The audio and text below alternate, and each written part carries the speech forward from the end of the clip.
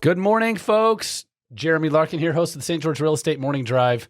Andy just gave me this finger, the whoo, whoo. It's this, whoo. Let's rock and roll, guys. Let's do this. I love it. I love it. It's the week of March. Well, we're moving into April, quite frankly, actually, guys. But it is March 28th, 2024.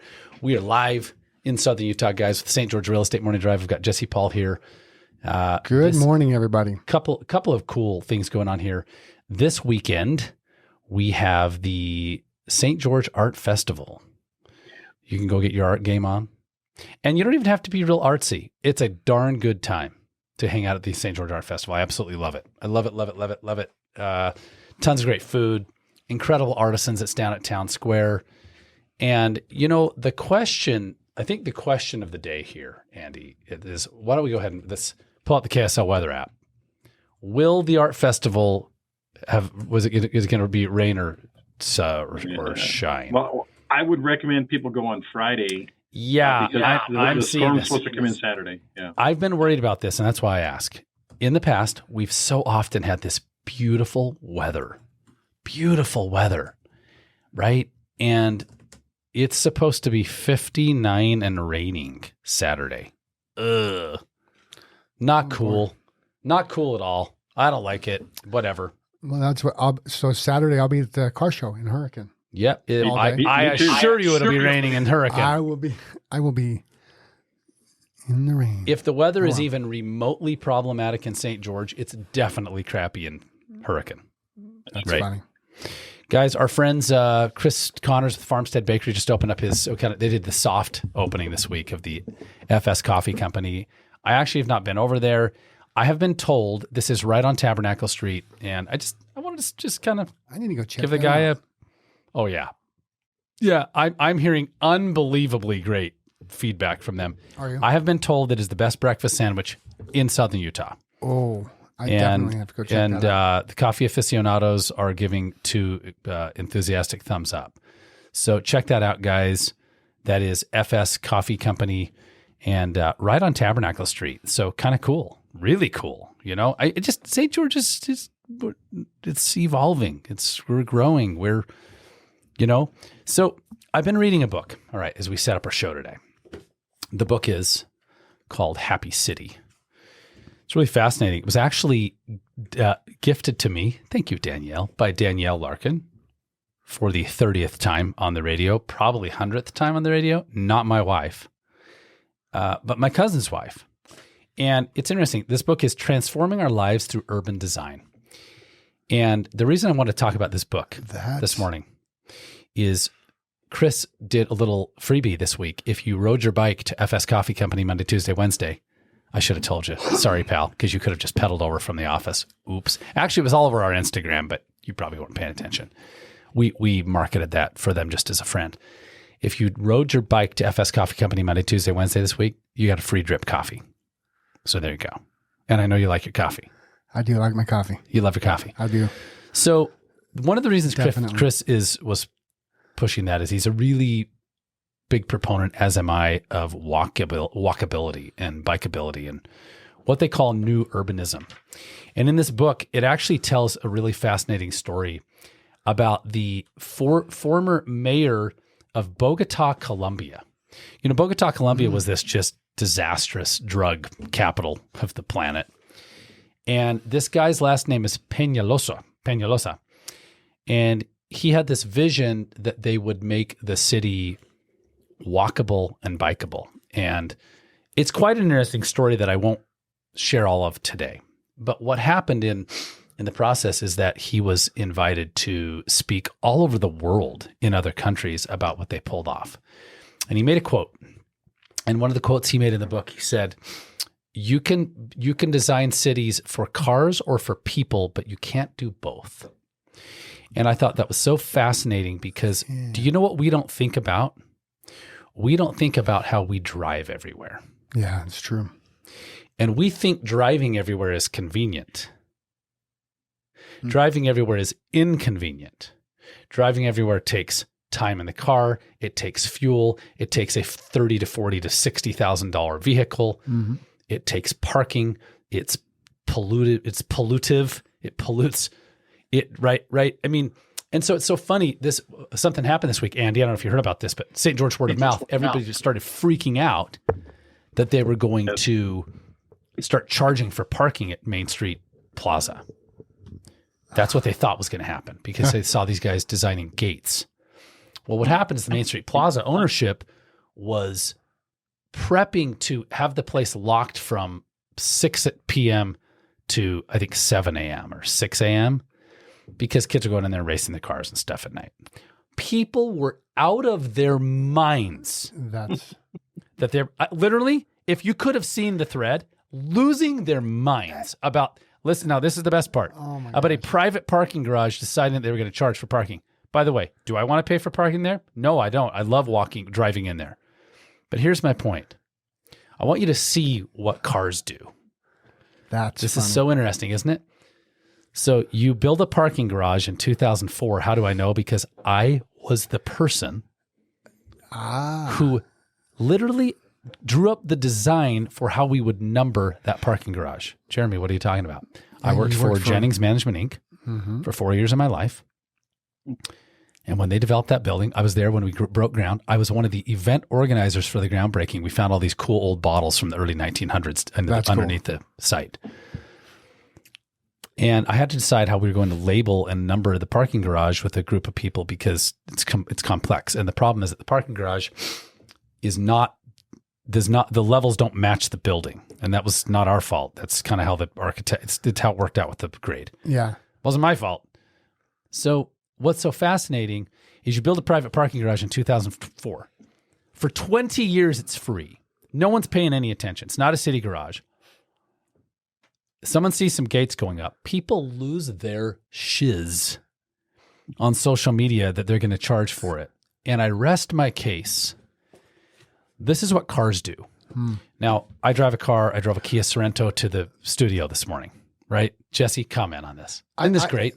Well, what I'm thinking about is how common is that in our life where we just see something happening and assign a meaning to it that 1,000%. I mean, could make sense, but turns out to be the furthest from the truth. Jesse, I commented, the first thing I said on there is I said, guys, first of all, everybody calm your jets. We don't know what they're doing. And number two, it's a private garage and they can charge if they want. Let's just see what happens. 24 hours later, McRae Hepler, bless his heart. We love McRae with Eagle Gate title. Yeah, he knows. McRae's like, I'm going to call the owners. And I probably should have just called them myself. They were my employers. Yeah. He calls, they're just going to lock it at night. Or they're just going to come up with a thing at nighttime to keep blah, blah, blah. Okay. That's funny. So everyone's like, McRae, we love you, right? And then here's the funny part is then the post was taken down. Because whoever posted it probably felt like such a goon. Yeah. The whole thread was taken down. Now, I want to get to the brass tacks of this. You know, we all have to get around, but what we did is we designed our cities for cars. Mm-hmm. And we designed Washington County for cars. And one of the things that we do with cars is we drive down River Road in our vehicle, and while we're driving, we go, I can't believe how bad the traffic is that I am part of. Well, the other thing that we didn't do in Washington County is design it for growth. Well, hang on a second. Here's a challenge. The growth that we actually experienced. Well, what if I tip you right on your head? Do it. Okay. I love it. I had one of my children call me and was complaining about HOAs because one of his friends was involved in an HOA thing. And then I explained HOAs to him. He said, well, that was actually a different perspective. I want you to think about St. George Valley. Okay. So you have a valley. All right. And in the valley is what is on the north of the St. George Valley? Mountains. What is on the west of the St. George Valley? Mountains. What's on the east of the St. George Valley? Mountains. What's on the south of the St. George Valley? Mountains. Okay. So I've just blown his mind. Not necessarily. Okay. But I probably blew your mind. So what St. George has geographic, topographic pinch points. Yeah. So what we didn't design in a triangular. Yeah. So Jesse, so now I'm going to take you a step further. We didn't because the pioneers, when Brigham Young built the St. George Temple, if you see the old photos, he said that it was the edge of St. George. There was nothing below this was south of the temple. Can you guys imagine this? Go to George's and look at the photos on the wall. Yeah, that's crazy. George's Cafe, George's Corner. He said that'll one day be the center of the city, and people said, no way. I'm going to ask you, if you look at Little Valley and you look at Dixie Downs and Green Valley, is the St. George Temple more or less the exact center of the city? Yeah, it actually is. Okay. It actually is. So I'm not saying that whatever you believe religiously, but here's what they couldn't have understood. They couldn't have understood, he said the desert would bloom like a rose, and it did. But none of us could have understood that this place would blow up the way it did. There is some truth to that, because which is going to segue into our multiple offers conversation. Take for instance, Zion National Park. In 2005, nobody could have predicted that they would get 2 million visitors a year. I was there Sunday, and I was there Sunday doing Jesse and Andy exactly what I just said. I was there Sunday lamenting how busy it was. Like they never as I was could part they of have predicted and I was part of the busyness. When I was a kid, you just went to Zion and you just drive into the grotto and park and hike Angel's Landing. That was like late 90s. And now mid-90s. there's so many people that they have to limit how many people can go. Yeah, it was rough. So this show, I didn't expect totally to go here, but it's kind of fun. Yeah, we never know. But this is that's so fun. actually, I would love to read that book. Yeah, it's really fascinating. And one of the things that is happening in St. George, and I want to give kudos to some of the people that have even talked about it. You got Chris Connors, Chris that owns Farmstead, that said, ride your bike to FS Coffee Company. I'll give you a free drip coffee. That's cool. He lives 3 blocks away from his store, from both of his stores. Three. He's got 3 different things going on right now. Doesn't he? Yeah. Doesn't he have a restaurant right there? I don't know which restaurant. Off of Tabernacle in Maine. And I can't. For the life of me, that is where. Okay, that changed. So they shifted gears there. Okay, Kairos. I loved Kairos too, and we were so I did bummed. too. So Chris lives downtown, and it's like I talked about. Danielle gifted me this book, and she lives downtown. I live downtown. There's a kind of a turning over, and we have to have communities, guys. I understand that most of us, it got built. If you live, like we're at a studio in Santa Clara right now. If you live in Little Valley, you have to drive. The world was built for this. Right. But in our downtowns, we have got to continue to endeavor to create walkable, bikeable areas. Well, also, how else are you going to same subject, but not. Mm-hmm. How are we actually going to build more affordable housing unless we start heading to that direction? Because even though it's not the same, it is. Mm-hmm. Well, look, it's a lifestyle. It's a way to become more efficient. Well, this is in every area. I love that comment here. This is kind of an interesting situation. So Jesse and I have been talking this morning about prior to the show. Jeremy Larkin here, Larkin Group, KW Realty, Jesse Paul. We were talking about multiple offer bidding wars. Jesse was working with a client. Yeah. First time home buyer. Referral. Personal referral. Friend of his reached out. My friends, they want to buy a home. What have you encountered working with these beautiful people? So this week, and we had some homework to do first, but this week we started making offers, and literally in the last 3 days, we've made 3 offers. What kind of couple? Like describe just these humans. Young couple, late 20s, mm-hmm. Young family, and first time home. They've never bought a home before. Okay. So we are looking up to $480,000. So that's their limit.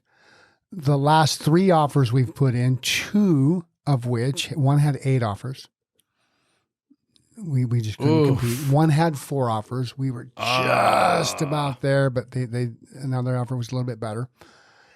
And the other one, the house was so bad that I didn't think it would pass FHA financing, so we rescinded the offer. It's like, man, it was rough, but it said to me in that range that should be affordable, we are now facing multiple offers again. And we have been for about 45 days. It's been coming, but it's getting more intense. We have a problem that has been talked about for a while. And if we go back to the social media nonsense, that St. George word of mouth is the most aggravating. Again, I always want to unsubscribe, but then I see what people talk about, and so I watch it. Yeah. There is no affordable housing. The city, listen, guys, you need to understand the complexity of this issue. You don't just go create it. Yeah, this ran away from us. This ran away from us. In this book, I talked about Happy City. Check it out, guys. Charles Montgomery. He talked about in this book, Frank Lloyd Wright's vision for what these neighborhoods that they were going to build. And he said, the pursuit of happiness, you guys ready for this? Andy, this is 1950s. And they came out and they said, we should build homes, 40s.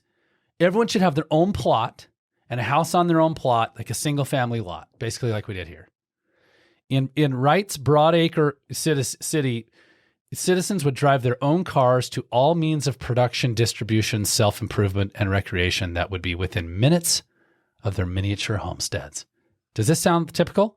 They would drive their own cars to all means of production, distribution, self-improvement, and recreation, a.k.a. gym, school, grocery store, job. Okay. Right? Within minutes of their own homesteads.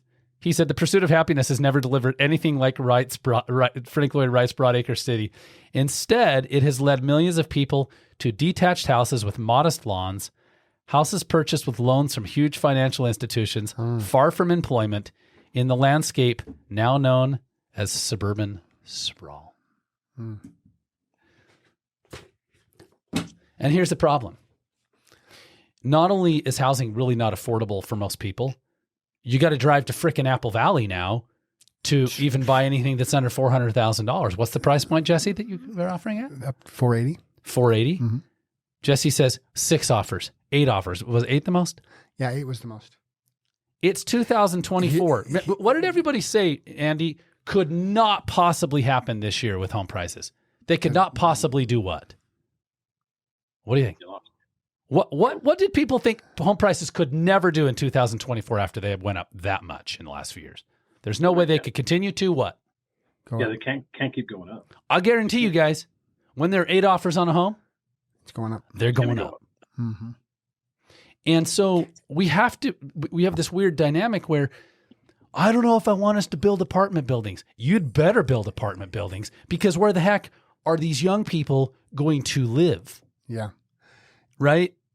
Yep. So I want to throw an interesting dynamic there because you and I talked about this as well.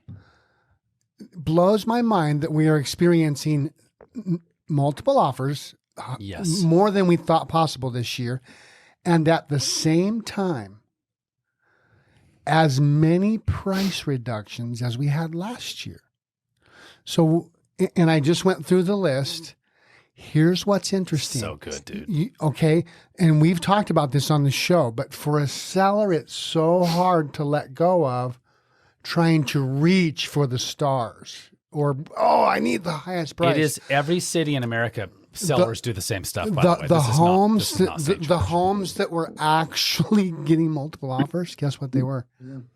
They were the best value. The buyer looked at that home and went, oh my gosh, is that a good price? Yeah. Of the price changes, many of them, interestingly, are in that same pricing category.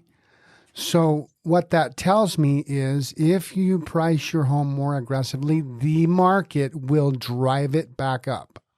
1,000%. Now we were putting offers in literally 40,000 over asking and lost. Correct.